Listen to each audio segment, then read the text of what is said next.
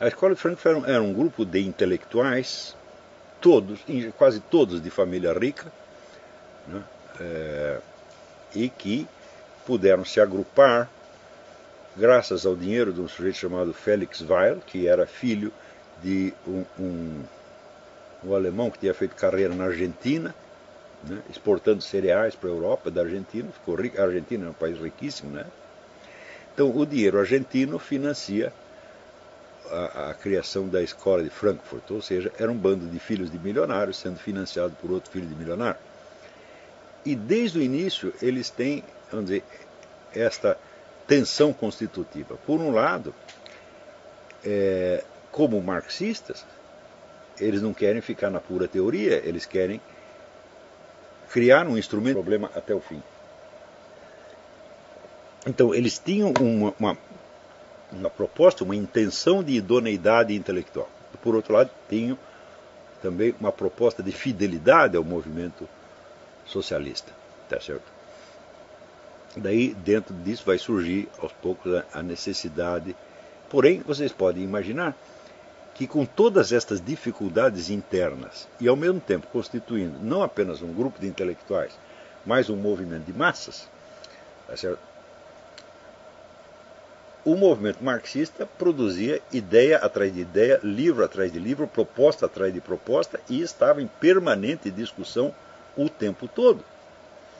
E com isso foi criando uma bibliografia tão imensa, tão imensa, tão imensa, que para você se orientar dentro dela, às vezes é preciso uma vida inteira. O que significa que um estudante pode entrar de cabeça dentro desse oceano marxista e nunca mais sair de lá de dentro.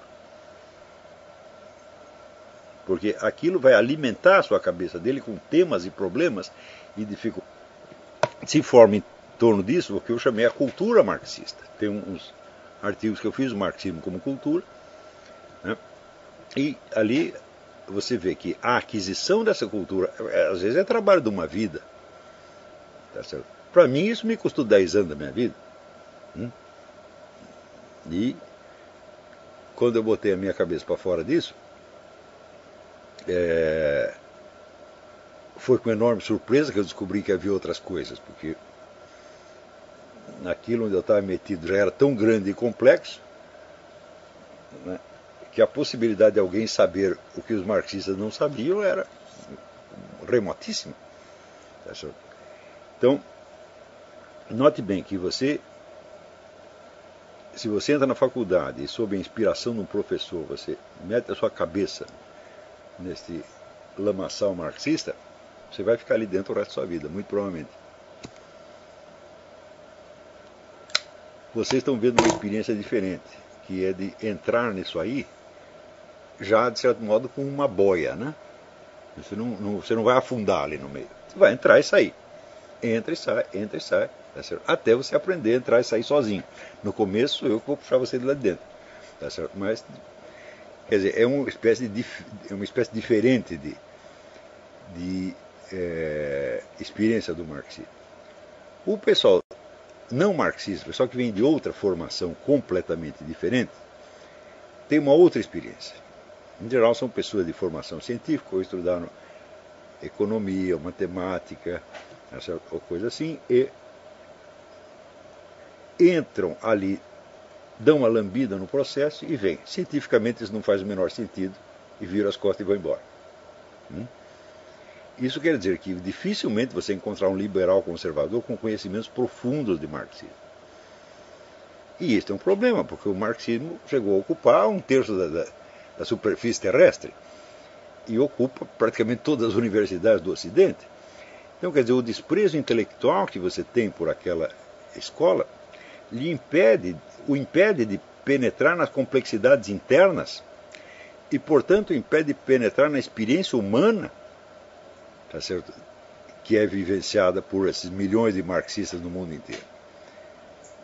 Então, o julgamento científico que você faz, você vê, é o que o Eric Fögelen diz isso. Olha, eu li o Capital e durante 3 meses eu fui marxista. Daí no ano seguinte eu fiz um curso de economia política, vi que aquilo tudo era uma besteira, tá certo?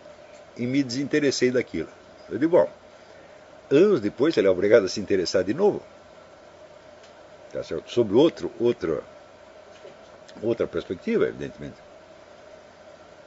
Mas desse pessoal liberal conservador, eu nunca conheci um que tivesse vivenciado profundamente o drama intelectual marxista. Tá certo? E isso quer dizer, os marxistas não conhecem o pensamento dos outros e os outros não conhecem o pensamento fora do comum. Aqueles que conhecem, em geral, são pessoas que estiveram mergulhadas no marxismo durante muito tempo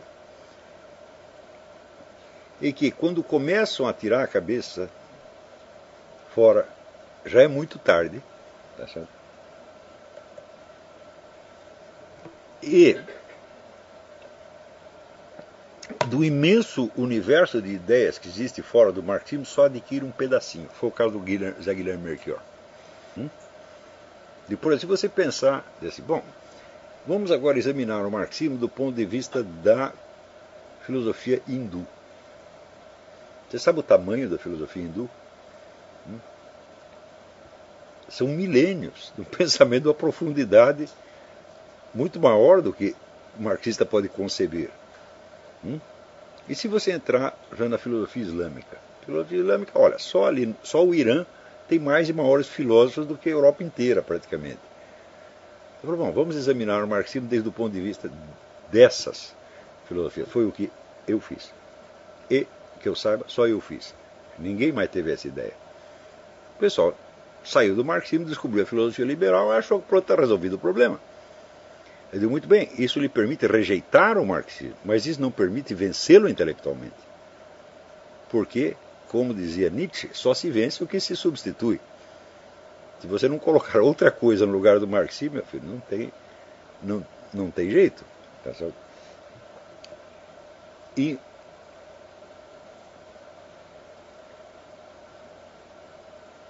além disso, eu digo, as filosofias do sentido da história, elas só têm como ser superadas desde uma visão escatológica real. Ou seja, você precisa entrar de cabeça nas revelações, e ter toda uma filosofia do tempo e da eternidade, né, do juízo final, da escatologia, etc. Para daí você, dentro disso, entendeu o marxismo de novo.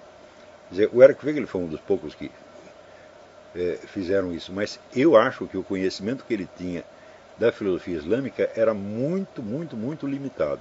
Né? Ele mal chegou a dar uma lambida nesse negócio, e foi uma pena, porque teria chegado a conclusões extraordinárias.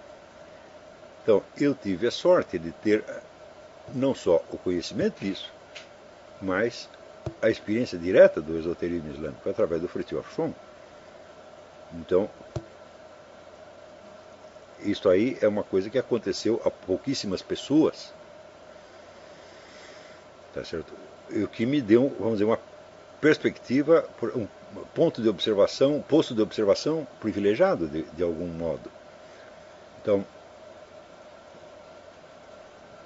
veja, a elasticidade mental que você precisa para você partindo de uma formação marxista. Você lê depois O Reino da Quantidade e os Sinais dos Tempos, do Guénon. E você conseguir entender uma coisa à luz da outra, a outra à luz da uma, é um negócio enorme. É uma distância enorme. Tá certo? E se você lê isto no sentido em que Leibniz lia, quer dizer, de concordar com tudo que você lê, quando você está lendo marxista, você é marxista. Quando você lê o Guénon, você é guénoniano. É assim por diante. E depois você vai articulando as coisas do modo que você puder. Eu acho que esta seria a experiência intelectual fundamental para o século XX e XXI. Quer dizer, você percorrer toda esta gama. Isso não quer dizer só você conhecer e ler. Você pode conhecer muita coisa, você nem mesmo, e não vivenciar as contradições, não vivenciar o drama. Estou falando, você se deixar efetivamente influenciar e enriquecer por essa multidão de perspectivas. Eu acho que essa seria a tarefa fundamental. Veja a distância em que vocês estão ainda dessa experiência. Vocês não entraram nela ainda. Eu estou preparando vocês para que entrem.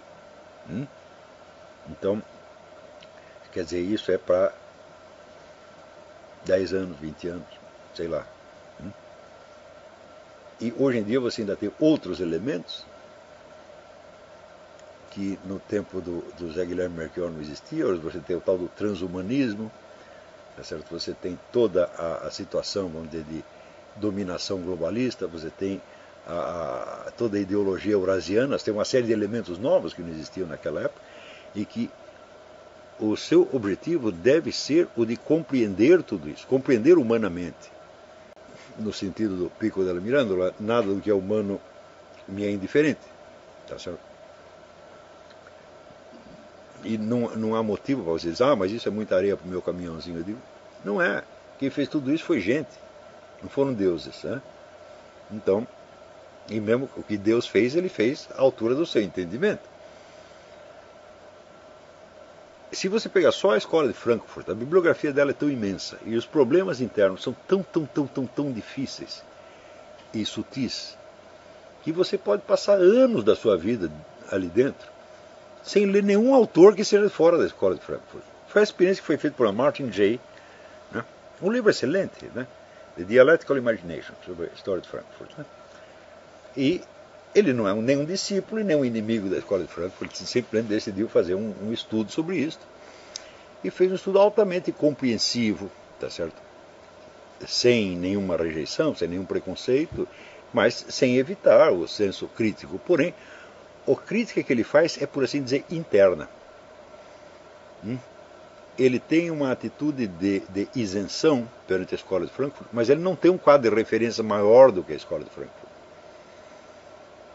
E isso é um ponto que eu pensei falar. Ninguém examinou a escola de Frankfurt desde uma perspectiva maior do que a dela, ou pelo menos maior do que o marxismo. Ninguém fez isso até agora. E isso é absolutamente necessário. Quando você vê os esboços de interpretação feitos por conservadores com o nome de marxismo cultural, digo, isso aí está muito no começo, está muito rudimentar e expressa antes uma reação de repulsa do que uma compreensão efetiva. Não é isso? E eles estão interessados não no pensamento da escola de Frankfurt, mas no efeito que ela teve nas universidades americanas e na política americana. Eu digo, não que esse interesse seja ilegítimo, ele é perfeitamente legítimo, mas ele está longe de resolver o problema. Tá certo? De modo que, por assim dizer, o problema está na nossa mão. Eu não acredito que haja mais pessoas colocando este problema do jeito que eu estou colocando para vocês. Tá certo? Não deixa de ser uma ironia que esses problemas surjam precisamente no Brasil, que é um país periférico e intelectualmente irrelevante. Tá certo? Mas isso também não quer dizer que vocês tenham que viver dentro da irrelevância brasileira. Tá certo? Eu, sinceramente, espero que vocês evoluam, que se tornem intelectuais de alto gabarito, totalmente desajustados na sociedade brasileira. Porque se estiverem ajustados, meus filhos, vocês vão ser imbecis como os outros. Então, tem que estar desajustado, mas não revoltado, não sofrendo. Tá certo? Você tem que achar engraçado e se divertir. Né?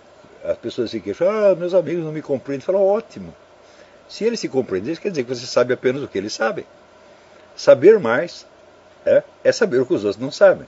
E saber o que os outros não sabem é saber quando você abrir a boca, eles vão achar esquisitíssimo e, né, com aquela incredulidade do caipira, vão dizer que você é louco.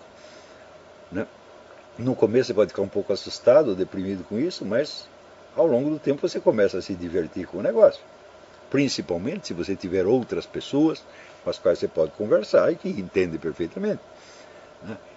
Quer dizer, o Brasil é o único país do mundo onde as pessoas querem ser intelectuais highbrow e ao mesmo tempo querem ser compreendidos pela população em geral. Fala, meu Deus do céu. Né? Em qualquer lugar do mundo você sabe que os intelectuais só conversam com os intelectuais, que o estudioso só conversa com o estudioso. Né? Ele não vai chegar para o homem do posto de gasolina, né, e querer explicar a física quântica para o cara entender em 5 minutos. Fala, só no Brasil que as pessoas esperam isso, e quando essa expectativa não se cumpre, elas ficam tristes. Né? É porque ninguém, como não existe no Brasil uma intelectualidade de alto nível capaz de criar o seu próprio meio social e ter o seu intercâmbio, então as pessoas querem, vamos dizer, conviver com todo mundo e ser compreendido por todo mundo. Até seu pai, sua mãe, minha mãe não me compreende. Fala,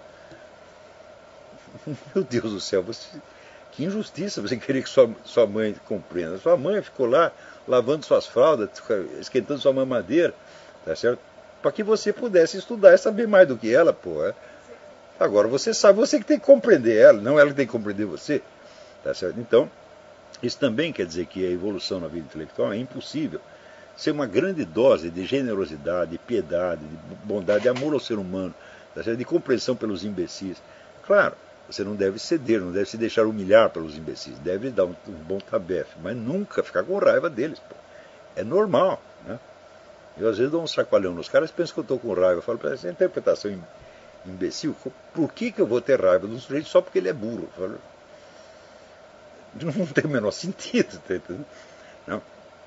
Mas você tem que dar umas palmadas no cara para ele aprender, para tomar jeito. Às vezes até tomam. O número de pessoas que me escrevem dizendo, pô, eu odiava você, agora estou estudando com você. Um monte de gente fala, com o tempo, você leva uma porrada, 2, 3, 4, você acorda, pô. Né? Então são porradas pedagógicas apenas. Né? Eu não posso dizer que eu não me divirto com isso, me divirto enormemente. O impulso sádico é uma delícia. Você vê o sujeito burro e ignorante chegar para você com aquela certeza, tá? E você dá uma rasteira no capa, ah, maravilha. Né? Eu confesso que eu gosto. Mas eu não fico ofendido nem triste de que essas pessoas reajam assim. Né? Então, e note bem, quando eu tinha a sua idade, eu não tinha ninguém nem com quem conversar. Eu fiquei durante 30 anos. Né? Durante 30 anos, os meus amigos ou tinham 30 anos a mais ou 30 anos a menos. Ou seja, não eram propriamente amigos. Né? Eram alunos por um lado e conselheiros por outro. Eram Meira Pena, o Roberto Campos, Paulo Mercadante, né? Os velhinhos ilustres que ainda entendiam alguma coisa. E do outro lado tinha a massa dos estudantes que estavam chegando e não estavam entendendo porra nenhuma. Ficou assim durante 30 anos. Né? E pior, eu só percebi depois. Você falou, como é que você aguentou essa solidão intelectual terrível? Eu só percebi depois. Se eu tivesse percebido na hora, eu teria ficado aterrorizado. Mas quando eu comecei a notar isto, foi justamente quando apareceu o Bruno Tolentino. Eu tinha umas conversas com o Bruno Tolentino que eu não podia ter com mais ninguém, porque o Bruno Tolentino é um sujeito da minha idade e tinha mais ou menos o mesmo nível de conhecimento. Ele e o Zé Mário Pereira. Daí que eu percebi que, pô, eu só tenho 2 caras da minha geração para conversar. Né? E daí que eu fui perceber que o meu nome tinha sido uma profecia, que era o sobrevivente. Eu falei, morreu todo mundo, sobrou eu.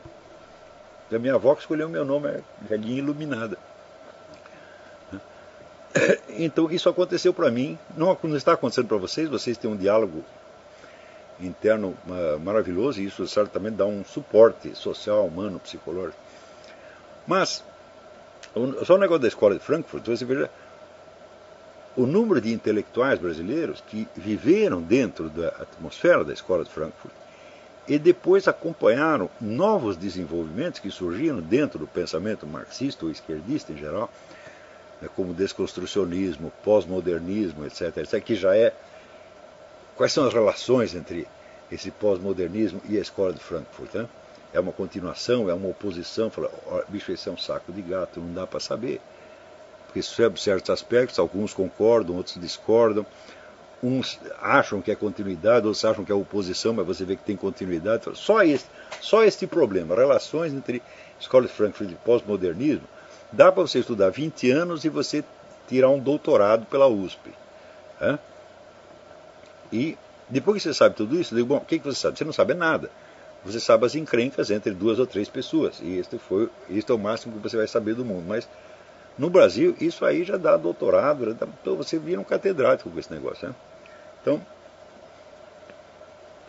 Então, uma coisa notável ali nesse pessoal da escola de Frankfurt é, por um lado, assim, a acuidade, às vezes, de certas análises ou psicológicas que eles fazem, ou de certas interpretações que eles fazem de obra de arte e tal, e a absoluta incapacidade de entender aquilo que mais lhes interessa, que é o curso das coisas políticas.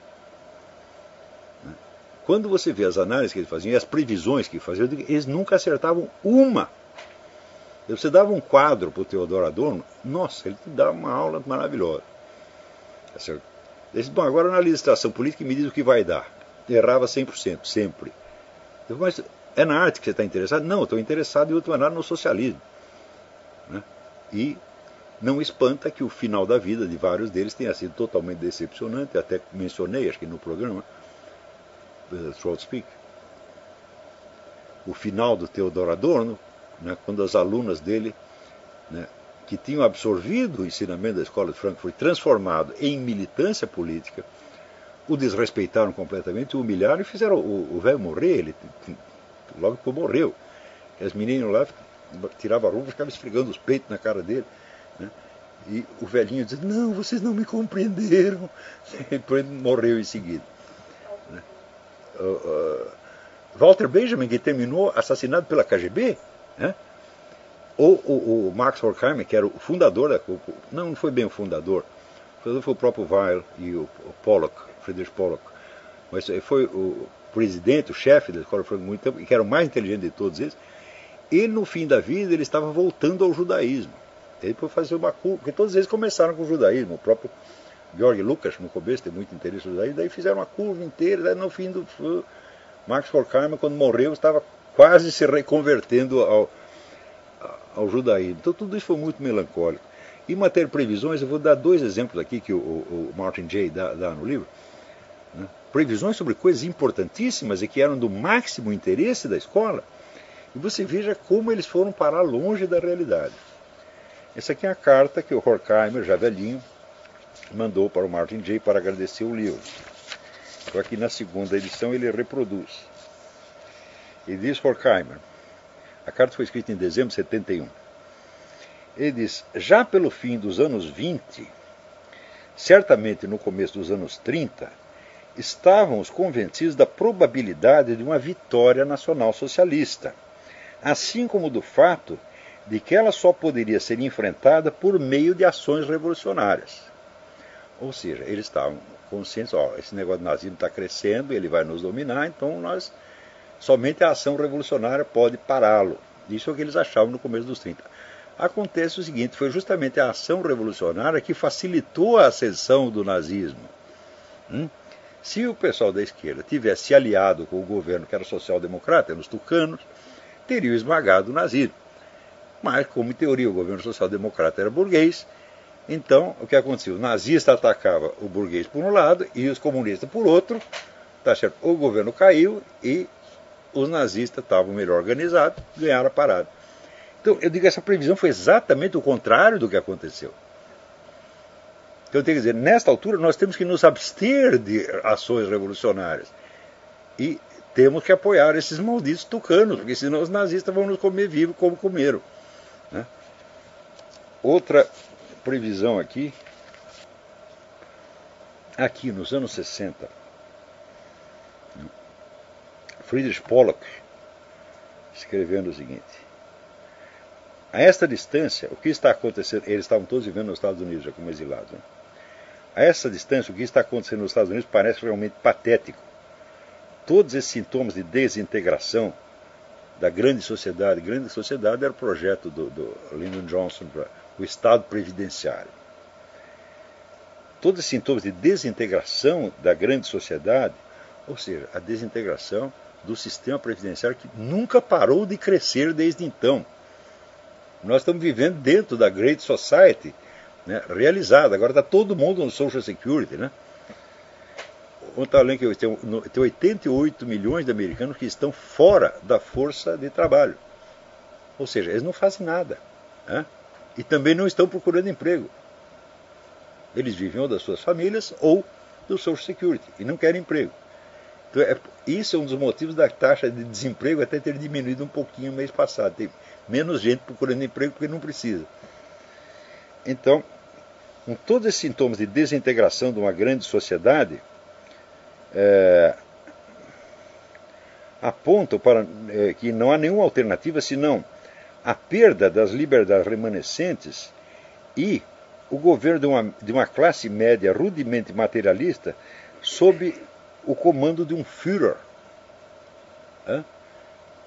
Esse temor de um governo à direita, criar um governo fascista, um golpe militar de direita. Existem centenas ou milhares de filmes sobre isto. 5 Dias de Maio e outros tantos filmes. Era isso o estado de espírito. Da onde surgiu isso? A escola de Frankfurt. Por quê? Porque aqui você tem a família americana, a família americana tem a estrutura de personalidade autoritária. Escreveu um livro coletivo de quase 1000 páginas sobre personalidade autoritária da família americana, né? E esta classe média, então, ela requer um regime de tipo fascista e eles vão dar um golpe e vão acabar com a esquerda. Eu digo isso nos anos 60. Né? Eu digo, bom, foi exatamente o contrário que aconteceu e quem está fazendo o governo fascista agora são eles. Ou seja, isso são só apenas duas previsões feitas por dentro da escola de Frankfurt. Então, eu digo, o entendimento que esse pessoal tinha, por exemplo, das artes ou até de filosofias antigas, era maravilhoso. Se eles quisessem ser puros intelectuais acadêmicos, eles seriam um sucesso. Mas eles estavam interessados em encontrar um novo agente da revolução. Quando encontrou um novo agente, que eram os estudantes, as prostitutas, os bandidos, etc., eles se voltaram contra eles e os humilharam. Tá certo? E, logo em seguida, adotaram todas as táticas fascistas que hoje estão aí em pleno uso generalizado. Né? Então, o que mais? Eles só erraram naquilo que mais lhes interessava. No resto, eles acertaram. Então, isso é uma tragédia intelectual monstruosa e que não pode ser ignorada. E, vamos dizer, muito da vida brasileira de hoje é um fenômeno, vamos dizer, um eco remotíssimo desta tragédia vivida por essas pessoas. Eu duvido que tenha algum desses marxistas brasileiros consiga compreender mais ou menos a escola de Frankfurt como um todo, ou mesmo, eu acho que existe a tradução brasileira deste livro, A Imaginação Dialética. Eu duvido mesmo que esse pessoal consiga entender tudo o que o Martin J. está explicando aqui. Porque para isso precisaria muito mais cultura, precisaria ter uma cultura do nível que o Theodor Adorno tinha. E eles não têm. Então, isso quer dizer que a vida cultural universitária brasileira, vamos dizer, é o eco de uma sombra, de um sintoma, de um sinal, de uma coceira da escola de Frankfurt. Né? Sem contar o que veio depois. Né? Eu imagino o que pode fazer um cérebro de brasileiro, cérebro universitário brasileiro, com, né, esse conflito de amor-ódio que existe entre os pós-modernistas e a escola de Frankfurt. O que eles podem fazer com isso? O sujeito pode dedicar a vida inteira dele a isso aí. E produzir inumeráveis teses universitárias. Né? Eu digo, bom, ele pode até fazer isso, mas em que isso vai ajudá-lo a compreender o processo político-histórico real? Em nada. Porque para isso ele precisaria enxergar desde outras perspectivas tão remotas. Por exemplo, agora o pessoal está ouvindo falar do eurasianismo. Então, eu estou falando do eurasianismo há 20 anos, e eu li esta coisa toda, e pior ainda, eu conheço a retaguarda do pensamento russo, tá certo, que inspirou o Dugin, não todo, evidentemente, porque eu não leio a língua russa, mas do que eu pude ler em tradução inglesa, francesa, italiana, alemã, o resto eu aprendi um bocado de coisa, e sobretudo, o meu curso lá com o padre Laduzans foi feito inteirinho na base de um trabalho que eu estava fazendo sobre o Vladimir Solovyov, né? Que é um desses grandes nacionalistas russos, inspirador remoto da ideia eurasiana. E esse pessoal nunca leu uma linha de Solovyov. Por quê? Solovyov é um filósofo cristão da ortodoxia russa. O que isso pode interessar na USP? Nunca, nada. Então, mais ainda, o Dugin, ele leu René Guénon inteiro, Júlio Zévola inteira, mais Zévola do que Guénon, e você imagina um marxista da USP lendo Júlio Zévola, que está falando sobre alquimia, magia, etc, etc, etc, e, quer dizer, é um mundo estranho. Em toda a USP, eu só conheci dois camaradas que sabiam disso. Um era o Ricardo Mário Gonçalves, que era um monge budista que criou o Instituto de Estudos Orientais lá na USP, dirigiu pelo menos. E outro foi o Inácio da Silva Teles, que era um tipo totalmente extravagante e isolado dentro da faculdade. Tá certo? Ninguém nem entendia uma palavra do que ele dizia. Então, que, aliás, aconteceu um fenômeno extraordinário com o Inácio da Silva Teles, que ele sempre foi fã do Júlio Zévola. Ele, quando foi para a Itália, né, quis conhecer a casa do Júlio Zévola, que agora era um museu. O Júlio Zévola tinha morrido 5 ou 6 anos antes. Isso ele que me contou essa história. E quando ele contava, ele arregalava os olhos desse tamanho. Ele ainda estava com medo, e você via que a coisa tinha acontecido mesmo. E daí ele telefonou para o museu. Alô? Quem está falando? Aqui é o Conde Júlio Zévola. Eu disse, hã? Ah, eu queria conhecer. Ah, o senhor vem aqui. Ele foi. estava lá o Júlio Zévora sentado na sua cadeirinha de roda, que ele tinha perdido as pernas durante a guerra.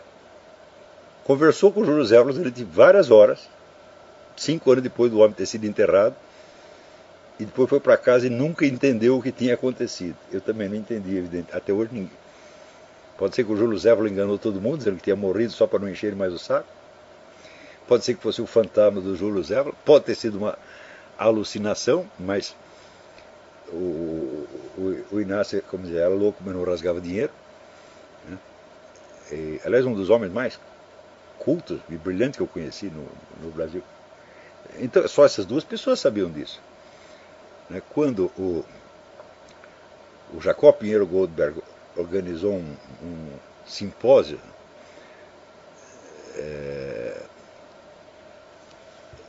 sobre as religiões orientais, na USP, tinha lá um monte de uspianos, a ignorância geral era um negócio monstruoso. Isso foi em que ano? Você lembra disso? Ainda nos anos 80? Eu, na época, estava escrevendo negócio para o René Guénon. Eu dei uma conferência no Instituto de Biociências da USP sobre o que é o conceito de ciências tradicionais. Tinha umas 200 pessoas na plateia, todo mundo assim. E o que esse cara está falando?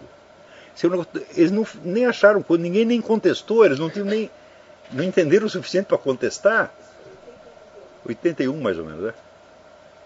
Então, você vê aqui o despreparo para lidar com essas coisas, no Brasil é um negócio monstruoso. Então, por isso mesmo, a escola de Frankfurt, para essas cabeças, sem contar os problemas entre a escola de Frankfurt e os pós-modernistas, bom, isso pode ser o tema para uma vida inteira de professor da USP e nunca vai sair daí. Eu espero que vocês façam melhor. Não já, isso vai dar muito trabalho. Tá certo? Também não estou sugerindo que mergulhe de cabeça no marxismo amanhã. Não façam nada na área antes de ler o livro inteiro do Kolakowski, The Main Currents of Marxism, as correntes principais do marxismo. Eu acredito que existe uma tradução brasileira. Esse é o livro número 1. Né? O livro tem umas 1000 páginas. Depois de vocês lerem o Kolakowski, talvez vocês estejam prontos para começar a estudar o assunto, sabendo que vocês não vão conseguir nenhum resultado antes de uns 10 a 20 anos. Tá bom? Então, vamos fazer uma pausa, daqui a pouco a gente